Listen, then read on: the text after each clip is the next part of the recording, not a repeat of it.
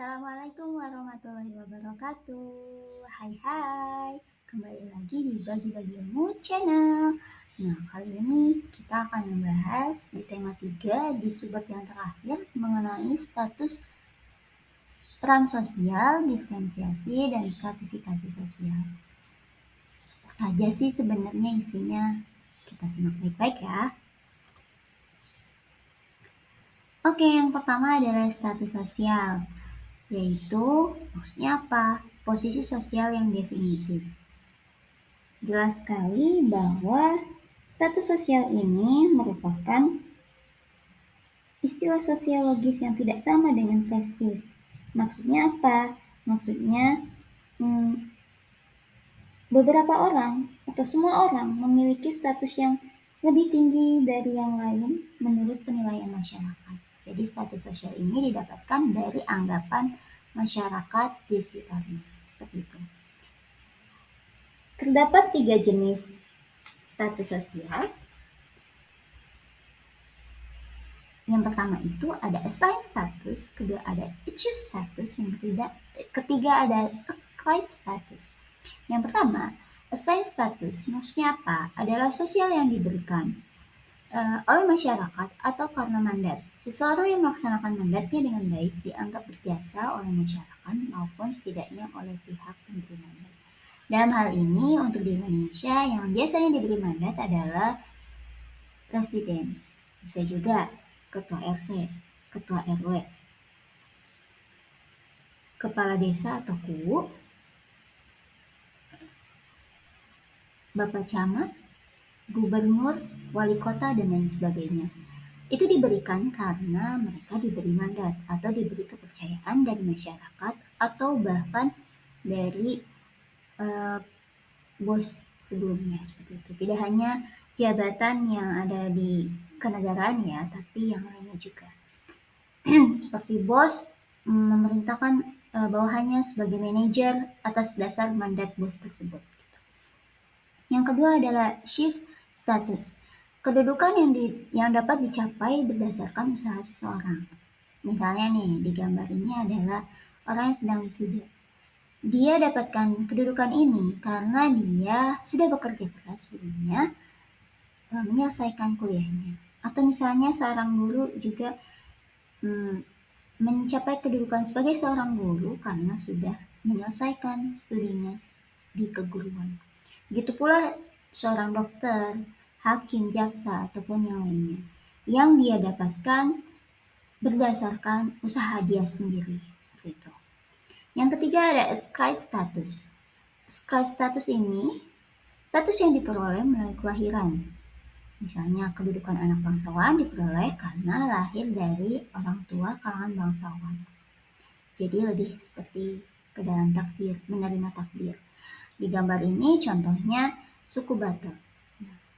Orang akan terlahir dari suku Batak karena orang tuanya juga suku Batak. Atau seseorang lahir sebagai perempuan karena gendernya sudah lahir sebagai perempuan yang diterima dari takdir Tuhan, seperti itu.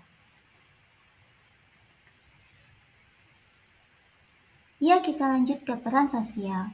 Apa itu peran sosial? Peran adalah perilaku yang diharapkan dari seseorang dalam status tertentu. Dengan menggunakan status dari kepala sekolah, dari contoh sebelumnya, jumlah ekspektasi peran dapat diidentifikasi.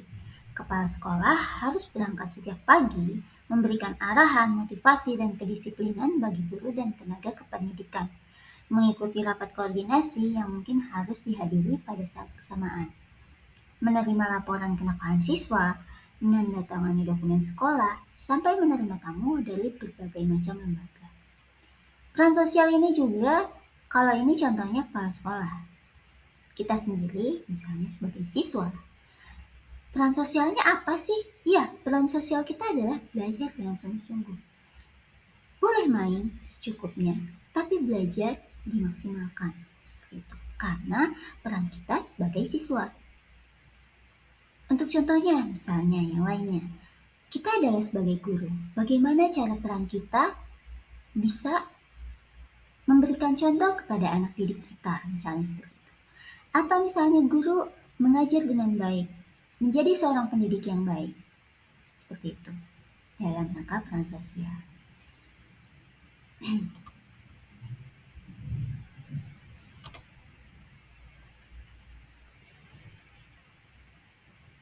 Maaf, aduh.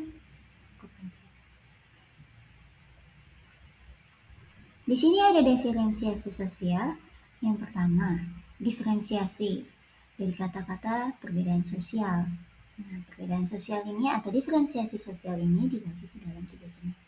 Yang pertama ada diferensiasi sosial atas etnis atau suku bangsa. Yang kedua, sosial atas agama.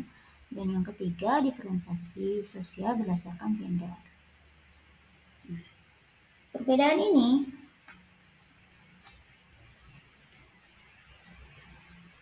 biasanya untuk yang suku bangsa dapat dibedakan dari penampilan fisiknya, sedangkan etnis dibedakan dalam karakteristik budayanya atau misalnya bahasanya. Bahasa-bahasa tertentu kan berbeda-beda ya. Contohnya nih, orang Sunda, orang Jawa, orang Papua. Kita bisa yang khas, misalnya orang Betawi. Diferennya atau perbedaannya terlihat jelas. Kalau orang Sunda ngomongnya memakai bahasa Sunda. Orang Jawa memakai bahasa Jawa, sedangkan orang Papua memakai bahasa Papua. Dari segi karakteristik fisik pun berbeda. Ada misalnya orang Sunda cenderung kuning langsat atau putih. Orang Jawa cenderung kulitnya berwarna coklat. Untuk orang Papua rambutnya keriting dan juga dominan coklat tua. Seperti itu. Untuk yang kedua, yaitu diferensiasi sosial atas agama.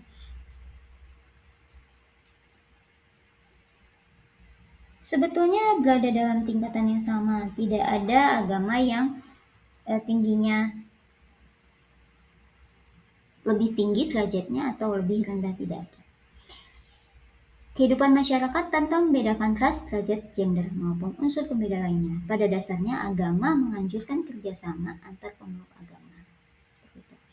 Untuk yang ketiga, diferensiasi sosial berdasarkan gender laki-laki perempuan. Perbedaan tersebut mencakup perbedaan secara jenis kelamin dan perbedaan peran yang dibentuk secara sosial budaya oleh masyarakat. Sebenarnya tidak ada yang lebih unggul di antara keduanya. Antara laki-laki dan perempuan sama-sama bisa berkarya dalam kehidupan sekarang ini dan berpeluang untuk berpartisipasi dalam kegiatan apapun. Seperti itu.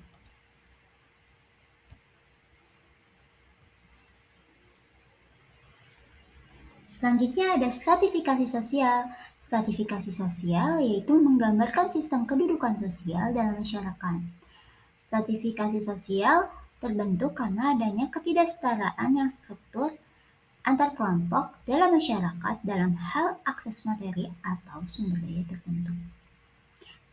Kata singkatnya, stratifikasi sosial adalah tingkatan sosial.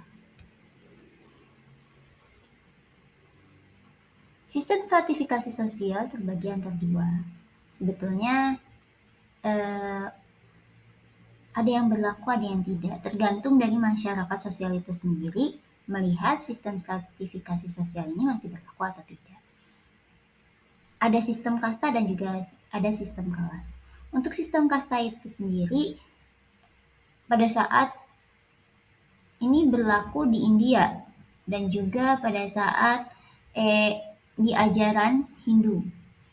Nah, kasta yang paling tertinggi adalah Brahmana, di mana kasta Brahmana ini adalah berisikan tentang bangsawan. Lalu ada kasta Ksatria, Waisya, Sudra, dan Pariya.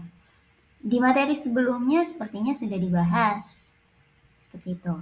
Dan ada sistem kelas. Coba dicek ya sistem kastanya di materi sebelumnya.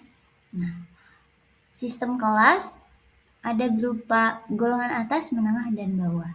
Dan biasanya, walaupun sekarang sudah ada pemikiran terbuka mengenai semua orang sama dan tidak boleh membeda-bedakan, tetap saja ada pemikiran bahwa ada golongan atas, menengah, dan juga bawah. Nah, di sini golongan atas itu seperti orang-orang kaya, penguasa, dan juga pengusaha. Golongan menengah seperti pegawai kantor, petani milik lahan, dan juga pedagang. Untuk golongan bawah, buruh tani, dan juga budak. Seperti itu.